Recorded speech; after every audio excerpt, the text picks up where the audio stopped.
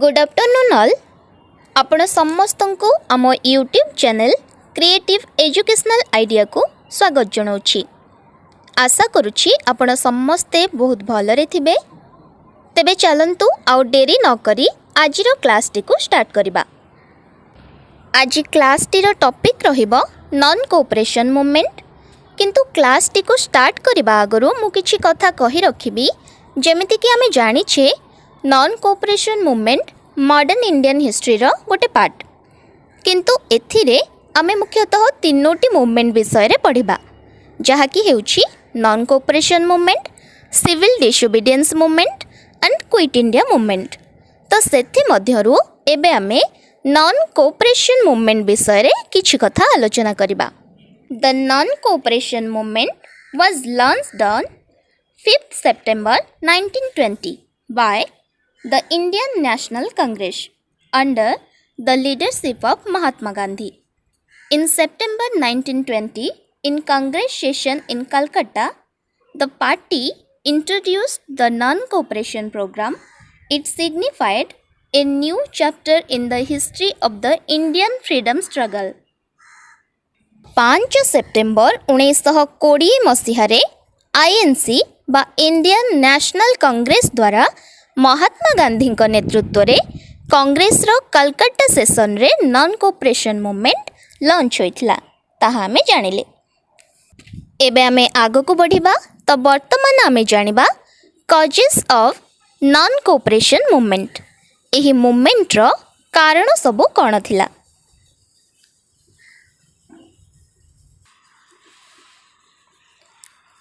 तो आम साधारणतः जानिछे जे किछि घटनार कारण घटना पूर्वरु घटी थाए, जहाँकि उक्त घटनार कारण साजी थाए।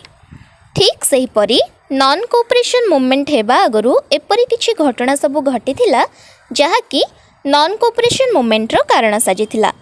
तेबे चलो सही कारण सब उपरे आलोकपात करिबा। तेबे सही कारण गुड़िक मध्यरु गोटिए कारण हेउछि resentment at the British after the war बा प्रथम विश्वयुद्ध परे ब्रिटिश गवर्नमेंट उपरे अप्रसन्नता। तेबे भारतीय माने इंग्रेज मानक उपरे अप्रसन्न भाव प्रकट करिवार कारण कौन? आमे जानिछे प्रथम विश्वयुद्ध 1914 रु 1918 दीर्घ 4 वर्ष धरी चलिथिला। इंग्लैंड बा ग्रेट ब्रिटेन मध्य सिथिरे 4 अगस्त 1914 मसीहारे एंटर करिथिला। तेबे युद्ध रे जीतिबा पई हेले कोन करबा को पड़िबो ना, सेथि पई आवश्यक कोन लोकशक्ति दरकार, किछि रिसोर्स मध्य दरकार। तेणु जेहेतु से समय रे भारत रे इंग्रेज शासन करुथिले, तेणु से माने भारतीय आगरे एक शर्त रखिथिले, जदि भारतीय माने विश्वयुद्ध रे ग्रेट ब्रिटेन तरफरु युद्ध करंती तेबे से माने आमको मुक्त करिवे किंबा किछि कटकणा कोहल करिवे। किंतु विश्वयुद्ध सरिबा पर मध्य से सबु शर्त इंग्रेज माने पूर्ण करि नथिले।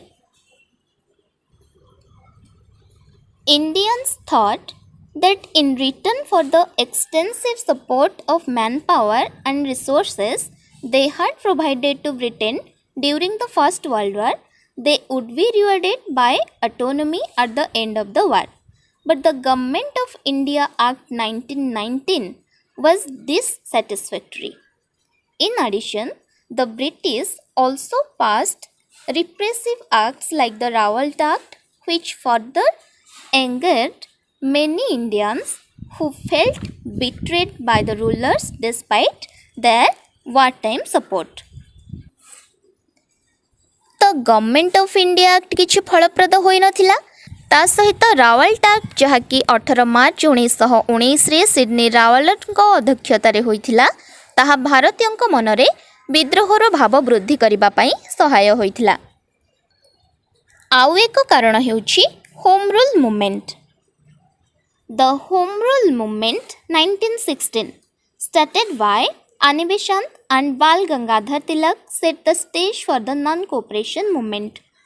The extremists and the moderates of the INC were united, and the Lucknow Pact also saw solidarity between the Muslim League and the Congress Party. The return of the extremists gave the INC a militant character. ତେବେ home rule movement 1916ରେ ଆନି ବେସାନ୍ତ ଏବଂ ବାଲ ଗଙ୍ଗାଧର ତିଲକଙ୍କ ଦ୍ୱାରା ଆରମ୍ଭ ହୋଇଥିଲା। ଏହାଦ୍ୱାରା କ'ଣ ହେଲା ନା ଆଇଏନ୍ସି ଏବଂ ମୁସଲିମ ଲିଗ୍ ଏକାଠି ହୋଇକି ଆନ୍ଦୋଳନ କରିବା ପାଇଁ ଆଗେଇ ଆସିଥିଲେ ଏବଂ ଚରମପନ୍ଥୀ ଓ ନରମପନ୍ଥୀ ବୋଥ୍ ଏକତ୍ରିତ ହୋଇଥିଲେ ଆନ୍ଦୋଳନ କରିବା ପାଇଁ।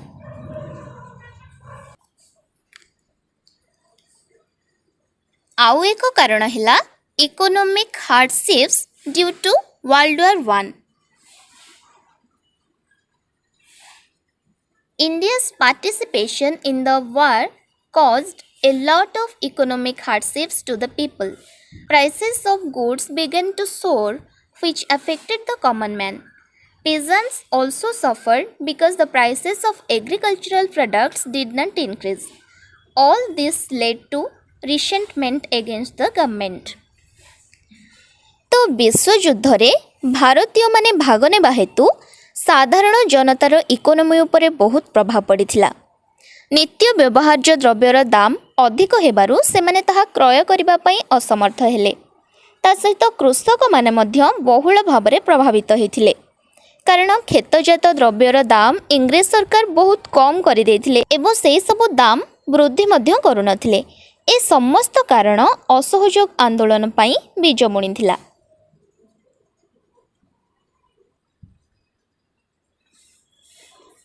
एहापरे आमे आउ एक कारण संपर्क रे जानिबा जहाकी हेउछि the Rowlatt act and the Jallianwala Bagh massacre. The repressive Rowlatt act 1919 and the brutal massacre at Jallianwala Bagh, Amritsar had a profound effect on the Indian leaders and the people. Their faith in the British system of justice was broken, and the whole country rallied behind its leaders, who were pitching for a more aggressive and firm stance against the government. तेबे 18 मार्च 1919 रे होइथिबा रावल्ट actor असफलता को नेकी आलोचना चक्र रे सामिल हेबा पई जालियानवाला बाग निकटरे एकत्रित होइथिबा साधारण जनता उपरे जनरल डायर नामक जने व्यक्ति आखि मुजा गोली चालन करिथिला, जेउथरे कि अनेक लोक आहत होइथिले एवं मृत्युवरण मध्य करिथिले। ताहा साधारण जनता को आंदोलन करिबा पई बाध्य करिथिला।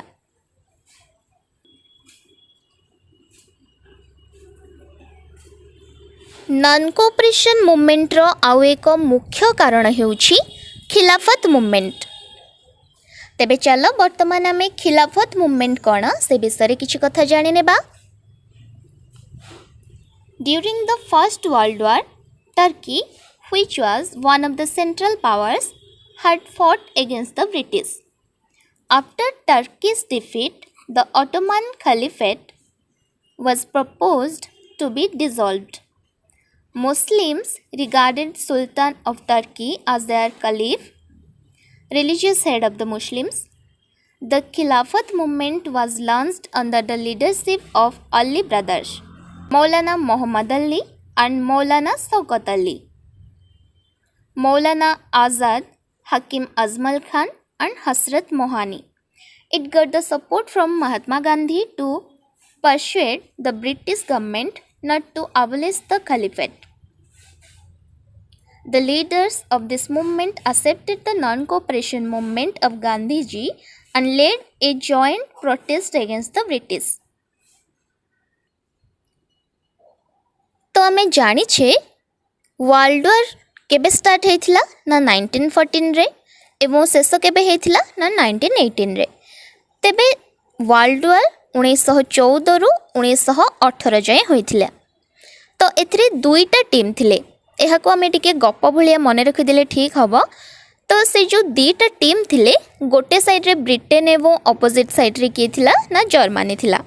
तो ब्रिटेन टीम रे ब्रिटेन, फ्रांस, यूएसए ए सब कंट्री थिले एवं जर्मनी टीम रे किए थिला ना टर्की थिला। तो टर्की से समय रे ऑटोमन एम्पायर अंडर रे थिला।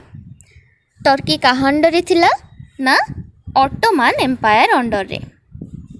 तो ये तुम्हें मैंने देखिपुव ए मैप्रे टर्कीटा ऑटोमान एम्पायर अंडर रे रही। ठीक अच्छे। तो टर्कीर रूलर को कौन कहुला ना खलीफा बोलिका कहुला बा कालिफ बोली कहुला। तो एठारे आम मन को प्रश्न आसीबो जे टर्की को लेकिन इंडिया रे कहीं आंदोलन हम से विषय भी जाने बा। तो टर्कीर खलीफा टर्कीर पॉलिटिकल लीडर हेबा सह सबू माने वर्ल्ड रे जेते सबू मुस्लिम थिले सेमानकर रिलीजियस लीडर मध्य थिले। तो टर्की वर्ल्ड वार रे हारिबा फल रे कौन हैला ना टर्कीर खलीफा मध्य वर्ल्ड वार रे हारी गले। तो ऑल ओवर वर्ल्ड रो मुस्लिम मानक सह खलीफांकर सेंटिमेंट जोड़ी होइकी रहितला। तो जदि खलीफांक सहित कौन प्रकार डिसरेस्पेक्ट हम तेबे निहाती अन्य मुस्लिम मानक भी बाधिबो नुहे कि ता सहित टर्की ठारू तार टेरिटोरी मध्य छड़ाई निया जाइथिला जहाँकि मुस्लिम मानंको आहुरी बाधिला। तो आम देश रे से समय रे इंग्रेज शासन थिला। तो सही समय रे टर्की रे मध्य इंग्रेज माने जाई टर्कीर खलीफा को डिसरेस्पेक्ट करुछंती। तो सेठारे कौन हेबो ना भारतीय माने बा भारतीय रे थिबा मुस्लिम माने डिमांड कले जे तांको खलीफांकर डिसरेस्पेक्ट न हो एवं तांकर जो सैक्रेड प्लेसेस सब रही ऑटोमान एम्पायर रे सेठारे तांको शासन करबा पई अनुमति दिया जाऊ। तो सेथिपई कौन करागला ना भारत रे खिलाफत कमिटी गठन हैला एवं आंदोलन मध्य हैला। जो आंदोलन रो नेतृत्व नहीं किए ना मोहम्मद अली आउ शौकत अली एवं सबु मुस्लिम मानंको एकत्रित करथिले से माने जहाको महात्मा गांधी मध्य सपोर्ट करथिले एवं तापरे हमर स्टार्ट हेइथिला कोन ना खिलाफत मूवमेंट। ठीक अछि। तो ए समस्त कारण नॉन कोऑपरेशन मूवमेंट पई कारण साजिथिला। तापरे हमें जानिबा features of the non cooperation movement. Non cooperation movement रो सब फीचर कोन थिला वर्तमान हमें जानि नेबा। The movement was essentially a peaceful and non-violent protest against the British government in India. Indians were asked to relinquish their titles and resign from nominated seats in the local bodies as a mark of protest. People were asked to resign their government jobs. People were asked to withdraw their children from government controlled or aided schools and colleges. People were asked to boycott foreign goods and use only Indian made goods. People were asked to boycott the elections to the legislative councils. People were asked not to serve in the British Army. It was also planned that if the above steps did not bring results, people would refuse to pay their taxes. The INC or Indian National Congress also demanded Swarajya or self-government. Only completely non-violent means would be employed to get the demands fulfilled. The non-cooperation movement was a decisive step in the independence movement because for the first time the INC was ready to forego constitutional means to achieve self-rule. Gandhiji had assured that Swaraj would be achieved in a year if this movement was continued to completion. ए सब step गुड़ाक बा ए सब feature गुड़िक थिला non cooperation movement रो जेहेतु यह simple English रे अछि एहाकू बुझिबा बहुत सहज मध्य। तेबे चलो तापरे आमे जानि नेबा why was the non cooperation movement suspended. Non cooperation movement काहे की सस्पेंड होइथिला। ठीक अछि। तेबे तार कॉज गुड़ाक कोन सब देखि नेबा। Gandhiji called off the movement in February 1922 in the wake of the Chauri Chaura incident. In Chauri Chaura, Uttar Pradesh, a violent mob set fire to a police station, killing 22 policemen during a class between the police and the protesters of the movement. Gandhiji called off the movement, saying people were not ready for revolt against the government through ahimsa. Several leaders like Motilal Nehru and C.R. Das or Chittaranjan Das were against the suspension of the movement only due to sporadic incidents of violence. तो आमे माने जानिले चौरी चौरा घटनाटा बा चौरी चौरार जो अग्निकांड घटी जो थे कि 22 जन पुलिस मृत्युवरण करथिले सेटा इमीडिएट कॉज थिला नॉन कोऑपरेशन मूवमेंट सस्पेंड हेबा लगी. देन आमे जानिबा significance of non cooperation movement. Non cooperation movement रो सिग्निफिकेंस कोन थिला? Swaraj was not achieved in 1 year as Gandhiji had told. However, it was a truly mass movement where lakhs of Indians participated in the open protest against the government through peaceful means. It shook the British government who were stormed by the extent of the movement. It saw participation from both Hindus and Muslims, thereby showcasing communal harmony in the country. This movement established the popularity of the Congress party among the people. As a result of this movement, people became conscious of their political rights.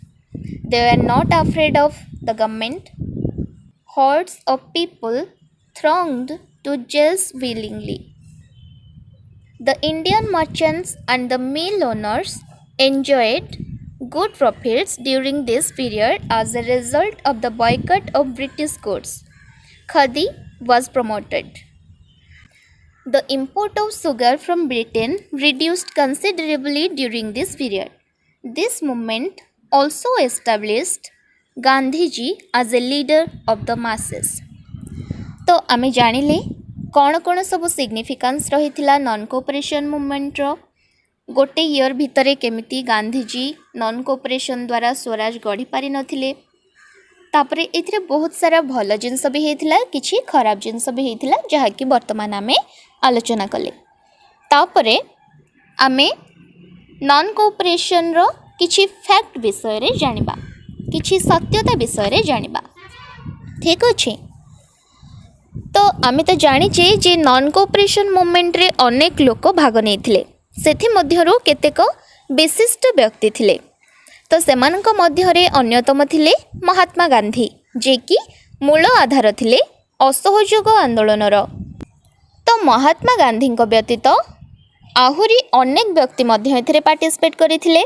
Chittaranjan Das एवं किए ना जवाहरलाल नेहरू, ता सहित मोतीलाल नेहरू भी आसंती, सुभाष बोस भी आसंती. एमानकर नाम मध्य असहयोग आंदोलन सहित जोड़ी होइकी रहिछि. तो महात्मा गांधी व्यतीत चित्तरंजन दास, जवाहरलाल नेहरू, सुभाष चंद्र बोस, मोतीलाल नेहरू आदि अनेक प्रमुख नेतृत्वाधिकारी थिले. तो एबे आमे नॉन कोऑपरेशन मूवमेंट को संक्षिप्त भावे आलोचना करिनेले. आई होप ए क्लास टी आपण बुझी पारिथिबे. ए डेमो क्लास टी मोर हिस्ट्री को बेस करी रहिथिला. सेपरि मु जियोग्राफी एवं पॉलिटी रे मध्य पढ़ाई परिबी. समयर स्वल्पता एवं आपण ओ मोर आवश्यकता अनुसार ए डेमो क्लास टी थिला. आशा करूछि आपनको किछि मात्रा रे ठीक लागि पारे. Thank you creative educational idea. Thanks a lot. Thank you.